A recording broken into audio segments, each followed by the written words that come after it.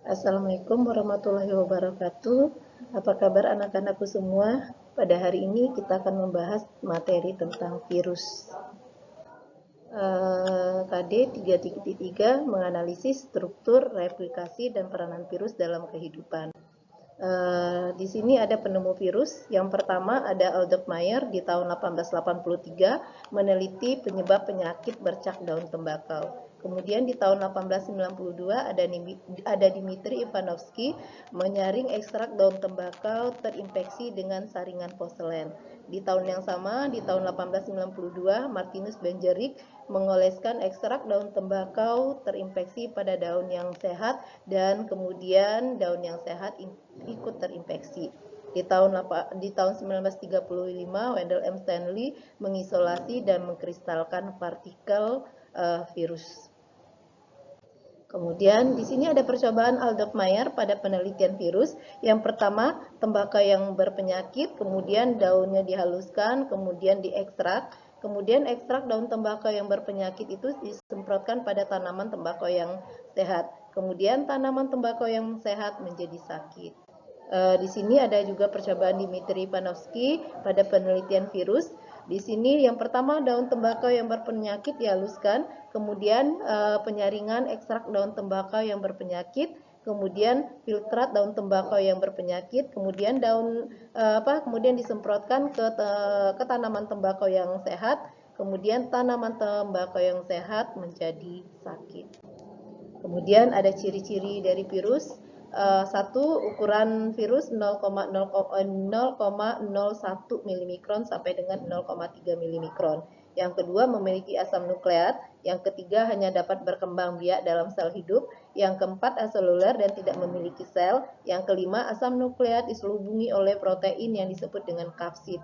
Kemudian yang keenam, dapat dikristalkan. Yang ketujuh, bentuknya opal, silindris, poliheral, atau kompleks. Di sini ada struktur tubuh dari virus. Struktur tubuh dari virus ini yang pertama adalah kepala, bagian kepalanya. Yang di sini ini namanya kapsid atau tudung kepala. Kemudian kapsid atau tudung kepala ini berfungsi untuk melindungi DNA. Kemudian ada DNA di sini. Di sini ada DNA-nya. Kemudian yang ini adalah selubung ekor. Ini adalah selubung ekor yang berfungsi juga untuk melindungi DNA. Kemudian ada serabut ekor. Ini ada serabut ekor yang berfungsi untuk menempelkan diri pada sel inangnya. Kemudian ada lempeng dasar. Ini lempeng dasar. Kemudian ada jarum penusuk. Ini jarum penusuk untuk memasukkan DNA ke dalam sel inangnya. Kemudian cara hidup dari virus. Virus hanya dapat hidup dalam sel hidup organisme tertentu yang cocok dan disebut dengan parasit intraseluler obligat. Kemudian bila sel hidup yang ditumpanginya mati, otomatis virus pun akan mati. Kemudian yang ketiga, sel hidup yang ditumpanginya disebut dengan sel inang.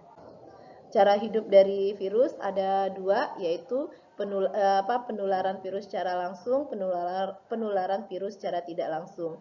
Penularan virus secara langsung itu bisa lewat udara, bisa lewat darah, bisa lewat air, dan bisa lewat lendir. Kemudian penularan virus secara tidak langsung itu bisa melalui vektor, contohnya alphavirus dan togavirus. Kemudian di sini ada reproduksi dari virus. Reproduksi dari virus ini dibagi menjadi dua, yaitu ada siklus litik dan ada siklus lisogenik. Bisa kita lihat yang pertama di sini ada siklus litik. Ini satu siklus litik, 1, 2, kemudian 3 dan 4. Kita lihat yang pertama, tahapan siklus litik. Yang pertama adalah tahapan pelekatan. Ini di mana fag melekat pada suatu bakteri. Ini adalah sel bakteri, kemudian ini adalah fag atau virusnya. Kemudian nempel. Virus ini nempel pada bakteri. Kemudian tahapan yang kedua, tahapan penetrasi, di mana ini ada DNA. Di sini ada DNA fag dimasukkan ke dalam sel inangnya.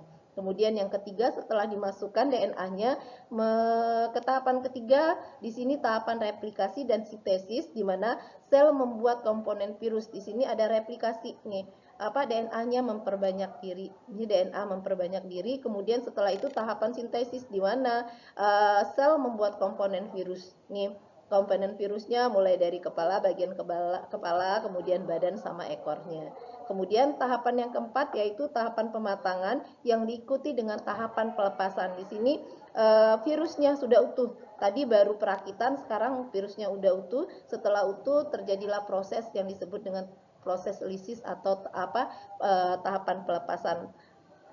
Kemudian ini yang litik, kemudian kita lihat yang tahapan lisogenik.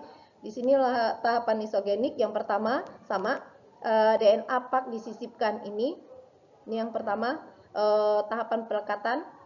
Di sini pak melekat, ini lihat virusnya, virus melekat pada suatu bakteri nih. Kemudian tahapan yang kedua, tahapan penetrasi, DNA pak ini DNA-nya sudah dimasukkan ke dalam sel inangnya. Kemudian ke sini tahapan yang ketiga, DNA pak berbeda dengan tahapan litik.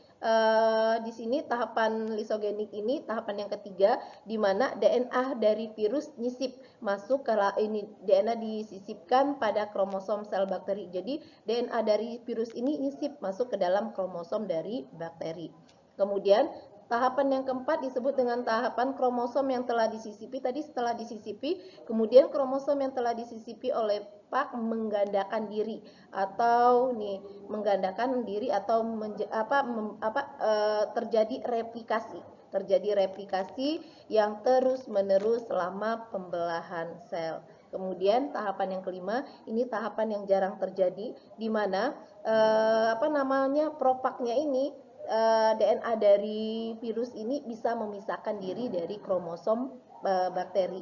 Kemudian dari fase ini, fase kelima dari siklus lisogenik masuk ke siklus litik. Itu yang reproduksi dari virus. Terima kasih materi saya hari ini. Sampai ketemu lagi di materi kita yang berikutnya, yaitu peranan virus yang menguntungkan dan virus yang merugikan. Sampai jumpa lagi.